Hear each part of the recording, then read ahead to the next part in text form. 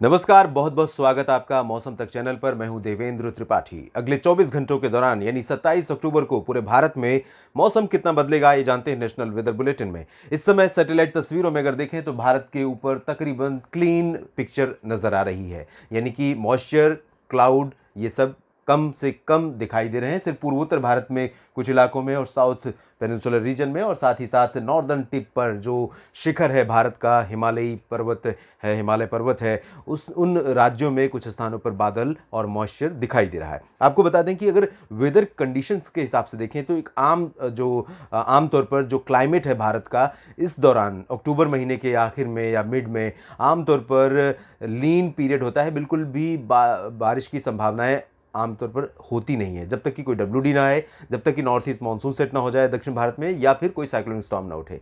तो फिलहाल ये कंडीशन अभी है, बहुत कम बारिश के चांसेस दिखाई दे रहे हैं। लेकिन उत्तर भारत की तरफ से एक डब्ल्यूडी गुजर रहा है, उसका क्या इंपैक्ट पड़ेगा पर्वतीय क्षेत्रों से लेकर मैदानी इलाकों में, तो वो भी हम जानेंगे। साथ ही साथ साइक्लोनिक स्टॉर्म सितरंग कमजोर हो गया है और अब ये कितना प्रभाव उत्तर भारत के पर्वतीय क्षेत्रों पर डाल रहा है इन बादलों को देखते हुए, मॉइस्चर को देखते हुए, इसकी भी बात करेंगे। और नॉर्थ ईस्ट मानसून जब सेट होने की यहाँ पर तैयारी कर रहा है तो साउथ पेनिनसुलर रीजन में कितना कुछ बदलाव हो सकता है। आइए समझते हैं कहां पर बारिश और कहां पर सूखे मौसम की संभावना है।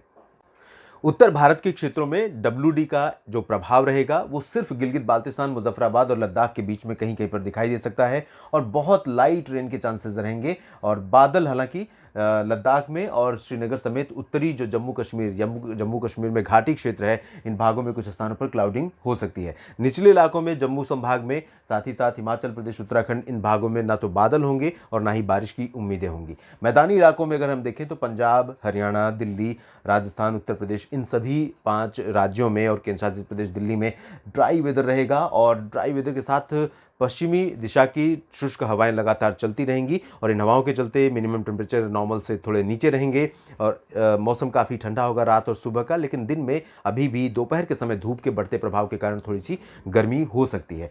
लेकिन आपको बता दें कि जो डब्ल्यूडी का प्रभाव है अभी उत्तर भारत के पर्वतीय इलाकों पर वो तो बहुत ज़्यादा नहीं है, लेकिन आने वाले दिनों में जल्द ही हम एक अच्छा और स्ट्रांग डब्ल्यूडी देखने वाले हैं उत्तर भारत के पर्वतीय क्षेत्रों की तरफ। और उसका जो असर रहेगा वो संभवतः मैदानी इलाकों में पंजाब, हरियाणा, दिल्ली तक हो सकता है कि उत्तर प्रदेश के भी कुछ जिलों में बारिश दे जाए, हो सकता है राजस्थान के भी कुछ भागों पर मौसम करवट ले। लेकिन इसके बारे में नज़र रखेंगे और अगले 24 घंटों के बाद तस्वीरें और क्लियर होंगी तो अपडेट करेंगे आपको अगले बुलेटिन में। फिलहाल ये कंडीशन रहेगी और यहाँ पर उत्तर प्रदेश से लेकर बिहार, झारखंड, पश्चिम बंगाल के उप हिमालय और गंगीय क्षेत्रों सभी जगहों पर शुष्क मौसम की संभावना है। तो कोलकाता हो या फिर सिलीगुड़ी, जलपाईगुड़ी, दार्जिलिंग और सिक्किम में गैंगटोक, इधर पटना, भागलपुर, दरभंगा, सिवान, गोपालगंज, बक्सर, कैमूर से लेकर रांची, जमशेदपुर, दुमका, देवघर, डाल्टनगंज, इन सभी शहरों में ड्राई वेदर रहेगा। दोनों राज्यों में, बिहार, झारखंड में और पश्चिम बंगाल के भी तमाम इलाकों में। पूर्वोत्तर क्षेत्रों में अरुणाचल प्रदेश, असम, मेघालय और नागालैंड, ये जो हिस्सा आप देख रहे हैं ये है मेघालय का हिस्सा, ये रहा असम पूरा और ये अरुणाचल प्रदेश, नागालैंड।